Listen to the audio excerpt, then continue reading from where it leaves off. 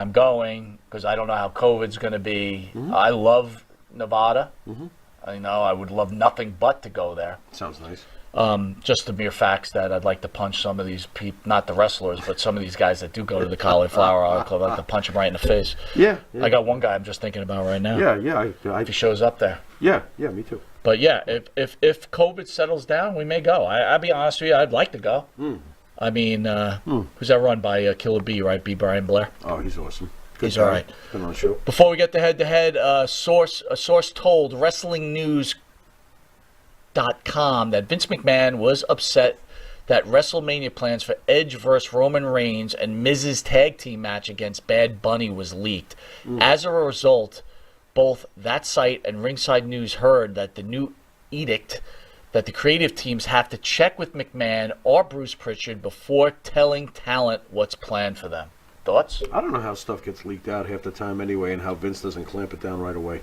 I'm amazed that anything could get out of his creative rooms. Well, it's probably a fact that, you know what, you're friends with somebody, they're in the organization, blah, blah, blah. they call their high school buddy, go, yeah. But I just don't know how the hell Vince has not made that crystal clear to everybody who's in creative. Shut up!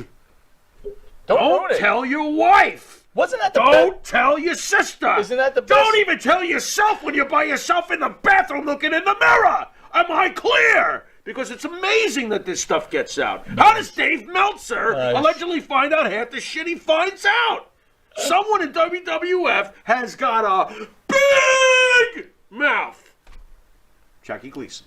Very good. And that's it. That's my take. That's your take. Wow. Wow. I'm tired now. Go on. That's what ruins WrestleMania. That's what ruins SummerSlam, right? Because you always get Royal Rumble. Dude, I miss the days where we would just get the wrestling magazines, and even then we were grateful to get any news, and even then the magazines were like a month behind. Yeah, so you didn't hear anything new. Yeah. But you thought you did. But it was exciting not knowing what was coming, instead of, I read it, and you know what's going to happen? He's going to hit him with a coconut.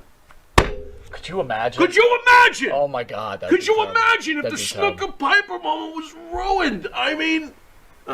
people. All right, this week's head-to-head is the incredible Charlotte Flair versus the fabulous Moolah. Wow. As always, Jimmy will explain to fans that have not seen this segment what's behind and how the decision is made.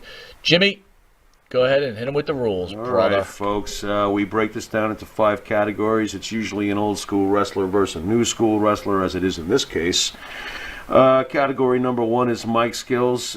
Basically, are you a Rock? Are you a Stone Cold Steve Austin? Or are you just, are you good at it? Or do you absolutely stink when you are handed a chance to say something to the audience?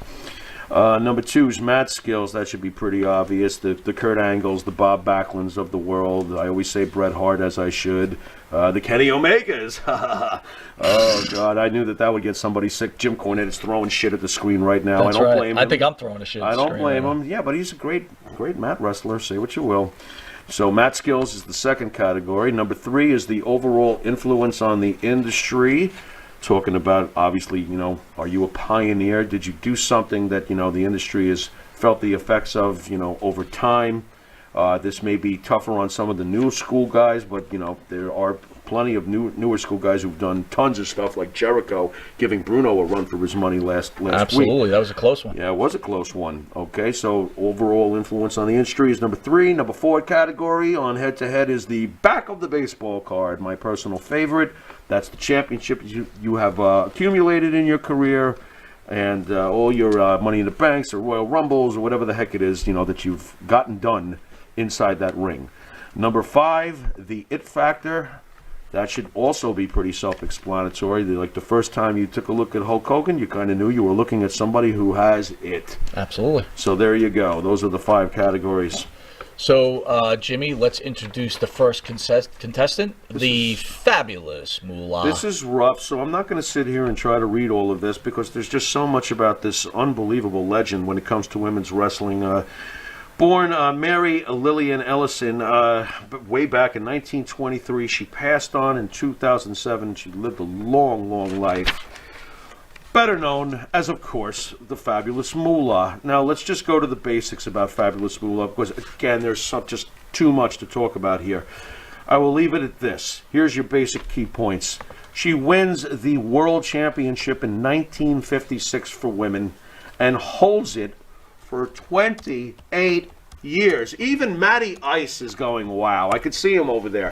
28 years. Matt, are you even 28 years old? I am way below. Yeah! She holds the title from 1956 to 1984. Absolutely ridiculous, okay? 802 Blue says there's a picture of Moolah up right now. He's like, she's hot. I love this guy. I love it. That's hilarious. Think Moolah had wet ass pussy? Oh, come on, man. I'm trying to read a respectful... All right, I'm sorry. Go ahead. You know. Sorry. She probably bossed around a lot. Wait a minute. Wet-ass pussy, but that's a whole... We're going to make a song called DAP, Dry Ass Pussy. And that makes me dapper.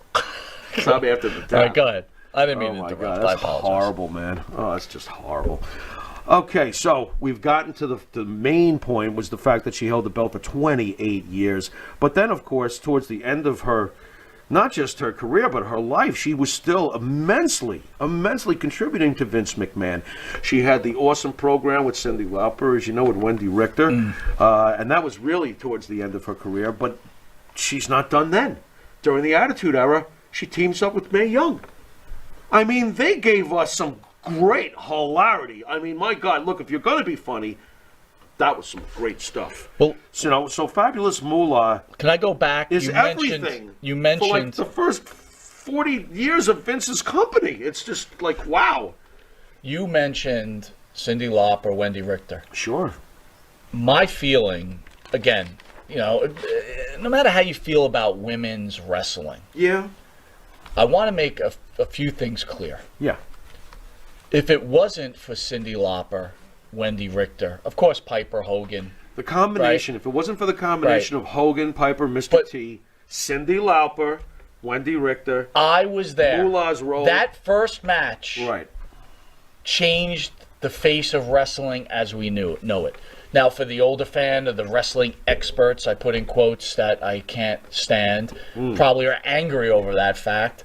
But the fact of the matter is that it brought wrestling. If it wasn't for that, you don't have the Attitude Era. You don't have any of this. Wrestling it stays what it was back in the late 70s, early 80s. The great leap to wrestling being a household thing where it would get football ratings was the fact that Vince connected pro wrestling to rock. And that's Cyndi. That's right. That's MTV.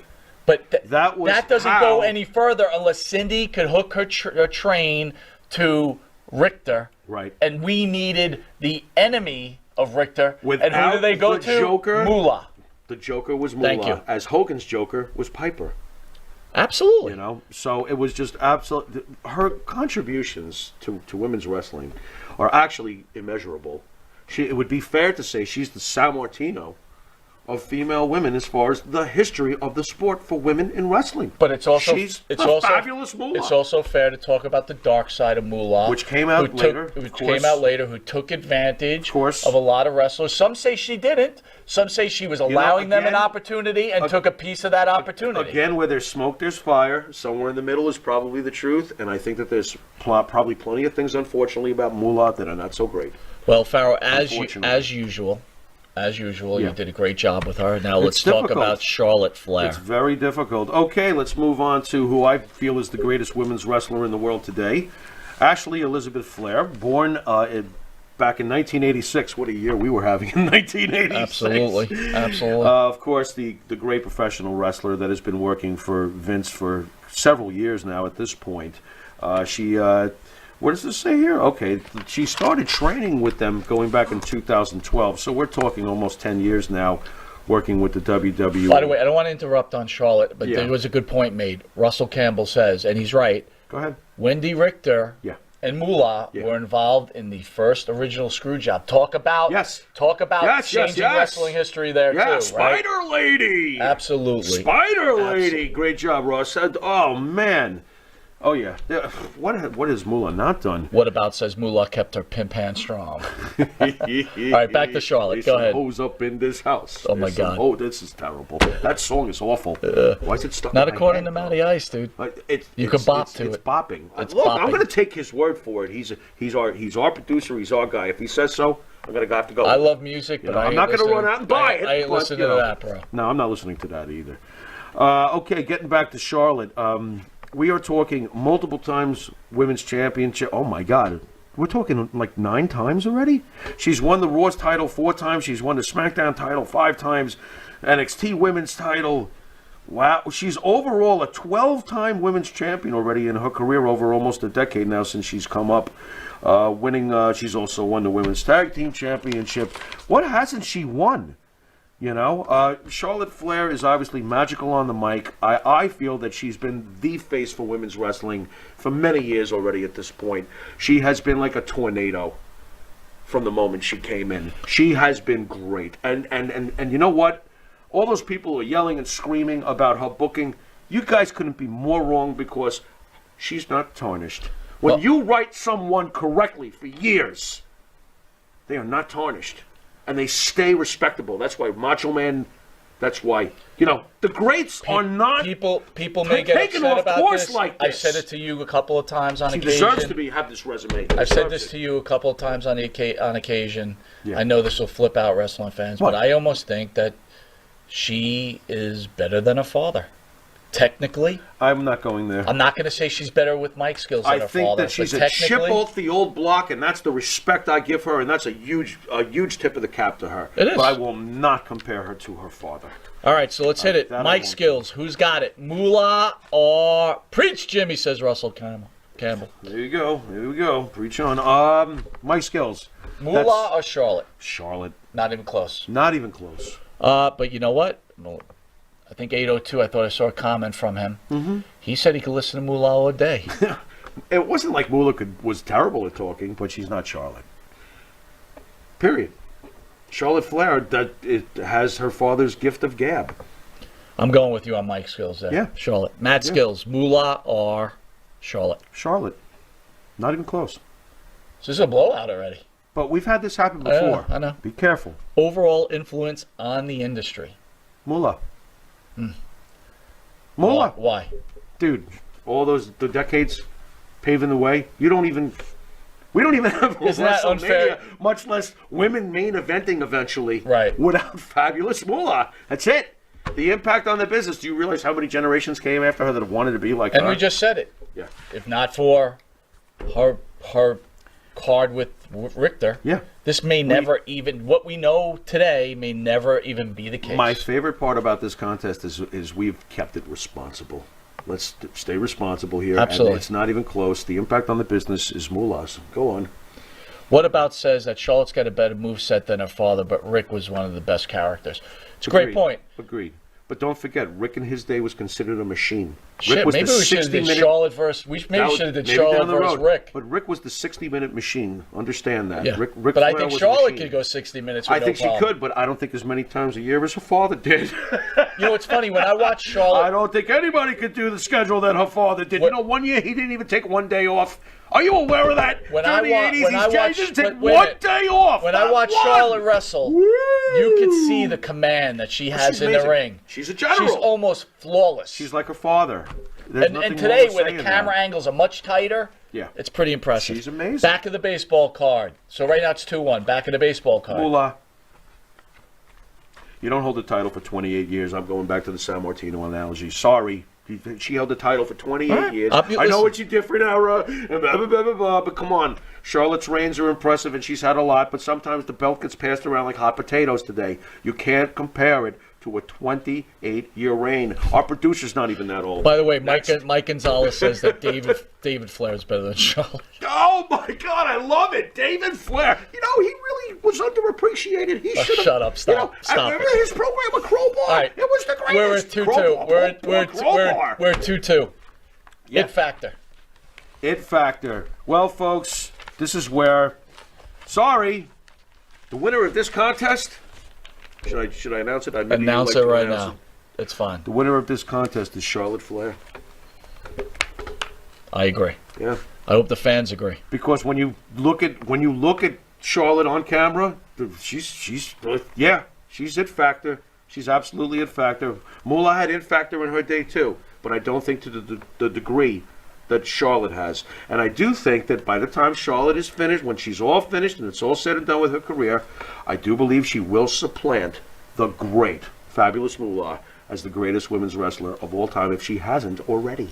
Well, with that, we're going to take a quick commercial break, and then we're going to come back and tell the fans out there what we've got upcoming tomorrow and Saturday. David Flair, woo. And Nitro's Garage.